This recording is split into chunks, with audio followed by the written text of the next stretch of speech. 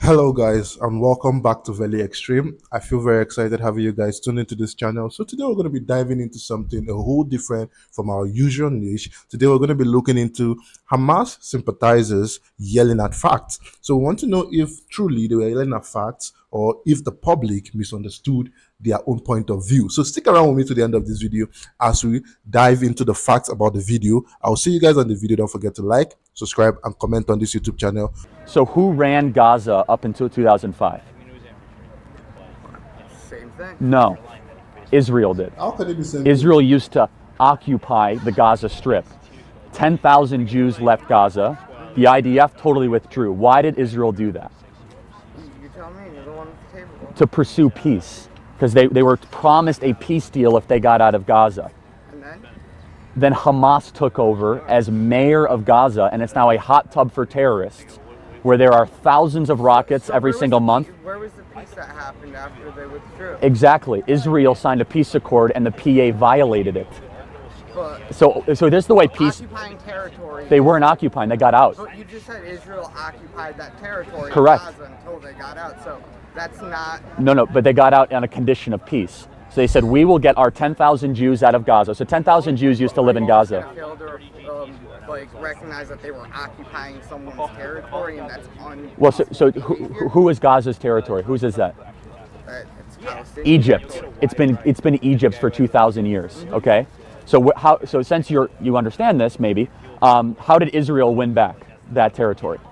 Sinai deal. Right. So in the 1967 war, they pushed back Egypt all the way to their borders, and so they gave up the Sinai Desert in pursuit of peace with Egypt. That worked. That worked. So then they kept the occupation of Gaza, which there's factories and rolling hills and vineyards, a lot of wealth there. There's 2 million people that live in Gaza, more or less. 10,000 Jews lived on the eastern skirt of Gaza. So in pursuit of peace, in the 2005 peace talks, Israel said, you know what? We want peace. As a condition, we'll get out if you guys have real peace with us. Stop launching rockets, stop building terror tunnels, stop killing our children, all these sorts of things. Are you pro-Hezbollah or? Can I ask you a question? Sure, happy to. What formal education do you have? Plenty. All right, I feel here, right, that the first guy that came was not really prepared for the questions or the answer that was actually given to him because he asked the guy the questions like how that Israel was an occupying force, and the guy had the answers, but at the end of the day, it feels like he doesn't have something to back up his claim. You understand? So I feel like before you come up onto stages like this, you need to actually research your facts, know the roots of what you're about to defend before you do that, so that you don't actually end up looking like you're unprepared or caught off guard. So let's continue, guys. Sorry for that pause. I mean, formal education. There's like a If you're going to argue from authority, that's a logical fallacy. Tell me why I'm wrong. Don't tell me how many degrees you have.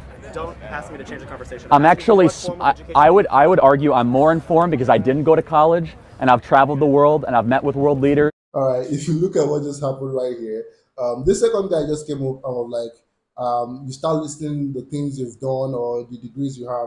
Don't do that. List the fact, like the facts backing up what you're about to ask or what you're about to say. Because I feel like if I'm going to actually defend the case, I need to have the facts about the case, not come there and tell them I'm a lawyer of 20 years or 30 years. The judge on the case does not care how many years you've spent on the case. He cares about the facts of the case you are defending. So don't talk about your experience, talk about the fact of the case, and then let's see if you are right and he is wrong. So sorry for that pause again. And I've read many books. So tell me, oppressive to a lot of minorities that you've met around the world? how am I oppressive? Can you name one example of how I'm oppressive? I can name a lot of examples. Can you name one? but I'm not Name one gonna- example of how I'm oppressive because you just You are said it. literally here telling people that they are wrong about views and their Well, no, they just don't have facts. Can you tell me one time that I've been wrong about anything I've said? Tell me a time that Israel has launched an offensive war. to You- Lebanon. They I was didn't. there. They're attacking Hezbollah. It's within their It borders. was to Lebanon. They don't just attack. Hezbollah occupies southern Lebanon, which is Iranian funded, is it not? Really? I had no idea. Thank you for informing me. Anytime. That is Maybe if you so- didn't go to college, you would learn more. Oh, you're so right. You're so right. Here's the thing. Like IDF is a terrorist organization. How is the IDF is a terrorist organ? Yeah. No, according to a lot of people. Wait, hold on a second. The ID. Not me, but like a lot of countries around. Why is it that they haven't built a new school or hospital in the last 5 years? Hundreds of millions of dollars pour into Gaza.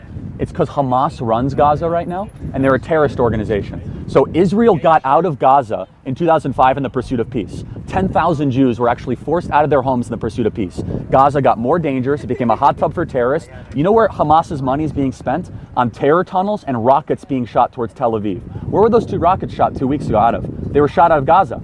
Yeah, 2 rockets. Oh, what's the big deal? Yeah, who cares when Jews have rockets shot at them, right? Because Israel is fighting a defensive right for its own national sovereignty.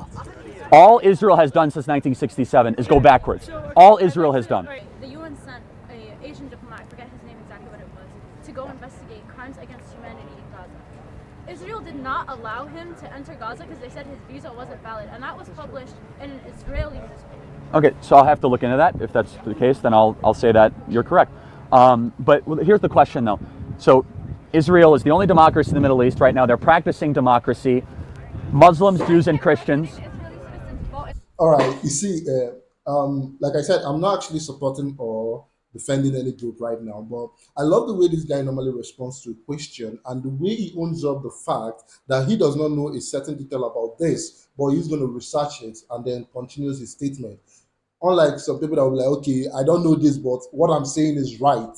I'm not mentioning any name, but I'm just pointing out what I am observing from this so far. So don't just what you don't know, admit it, and then research about it. Like me, there are so many details of what they're saying here actually that I don't know about, but I feel like after the end of this video I'm going to dive deep in and actually get the details about this and then come back with more information on it. So stick around. Sorry for the pause. Let's continue, guys.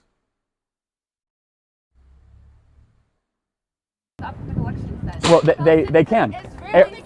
Hold on a second. First of all, many Palestinians in Palestinian Authority, that is in Zone B, not Zone A, can vote in elections. Secondly, here's the question: you want them to be able to vote both in PA elections and Israeli elections? Why hasn't the PA had an election in 12 years? Mahmoud Abbas is a dictator of the PA that uses the money and the aid that we give him to enrich himself. Mahmoud Abbas. Hold on a second. Hold on. Hold on, but I thought he was democratically elected. So why don't you guys have students against the Palestinian Authority, not students against Israel? The Palestinian Authority. Palestinian Authority isn't holding guns against Palestinian children. Well, Palestinian Authority was democratically elected 12 years ago. Mahmoud Abbas has not had any checks and measures against him. In Nablus, he lives in a 25,000 square foot mansion. Here's the bottom line: is that Arabs are better served under Israeli government than under the Palestinian Authority government. Arabs are. I'm sorry, what? Wait, I'm sorry, what? When they're in the ground dead, that's where a majority of Palestinians end up. What are you? A majority of Palestinians end up dead? How dare you say something like that?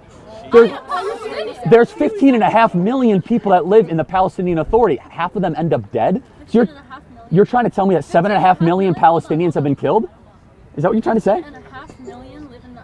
I've never seen that number. Well, it's actually 50.5 million is if you count the PA and Israel together. You're right. It's more 6 million in Palestinian Authority, 9.5 million in Israel proper. So it's about 15 combined. So 6 million. So you're trying to tell me 3 million people have been killed? 3 million people have been killed by the IDF? That's not even close to being true. So let me ask. Listen to me. There's a difference between Zionism and anti-Semitism. Then build it out for me. You don't support the state of Israel doesn't mean. So let me get this straight. You don't hate Jews. You just hate the Jews' right to exist in their homeland. You're not even speak for people. Okay. Wait, hold on a second. You're not black. You want me to exist, right? Yeah, exactly. So that's one of the worst identity politics argument. Just because I'm not something, it doesn't make me wrong. No, you're not. It's apartheid state of Israel. That's not in line with conservative politics. How so? Because there is no separation of church and state. Then why can let me ask you a question? Why can Christians freely practice their religion in Israel, but Jews can't freely practice their religion in the Palestinian Authority? How are Jews not practicing it? What happens if an Israeli citizen goes into a Bethlehem? What happens if a Jew goes into Bethlehem? If a Muslim goes into Jerusalem, they can go to a mosque. That's what happens. You know what happens at Al-Aqsa? Al-Aqsa Mosque? People are turned away because they can't pray in their own place. Well, hold on a second. They have full access to Al-Aqsa Mosque. I was there myself. I was around 500 Muslims on the Al-Aqsa Mosque. Hold on a second. Jews' heads are cut off in Hebron if they go to Hebron. Jews and Israelis are not allowed in Palestinian Authority. So I was in Hebron 3 weeks ago. You know what happened? If a Jew goes to Hebron, their head will get cut off. Okay, so Jews are not allowed in the Temple Mount. You do know that, right? No, I'm saying Palestinians, Muslims going into Al-Aqsa. Right. So Yes. it's very hotly debated. No, actually, when No, I it was is. there, I was praying at Al-Aqsa, and I saw IDF soldiers coming in while I was praying. Did How they do you stop you? explain Did that? they stop you from praying? They throw like tear gas. No, no, they don't. Not the Al-Aqsa Mark. Did they stop you from praying? I shouldn't be in fear while But they don't do what you say they're doing. I'm just telling you, it's not true. Did they? But I don't think you're representing I reality. was literally there. So let me ask a question. You-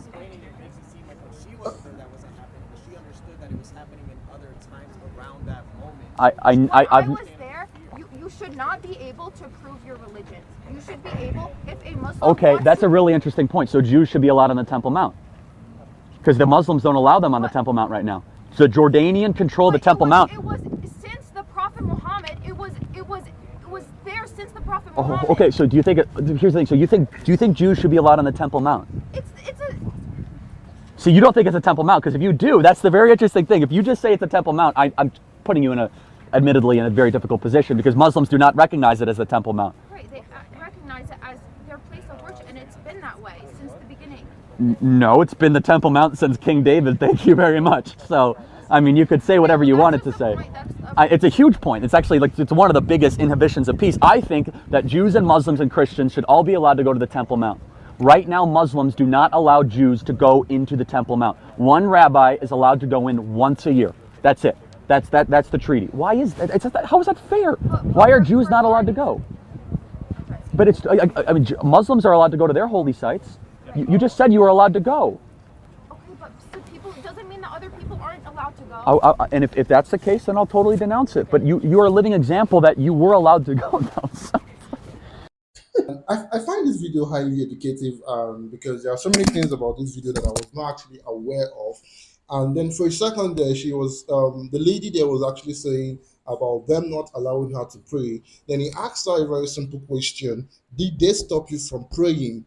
And she couldn't give a definite answer to that because, in the right sense, she knows that they didn't stop her from praying. Yes, there might be incident happening around her, but they didn't come and be like, okay, you have to stop praying. And that is what I talk about when people come to make a presentation or come to defend the fact. You need to bring the fact, not just bring your degree or your whatever experience you've had and be like, okay, because I have this experience, I'm right. Because I have this experience, I'm wrong. No, bring the facts about the issue on ground.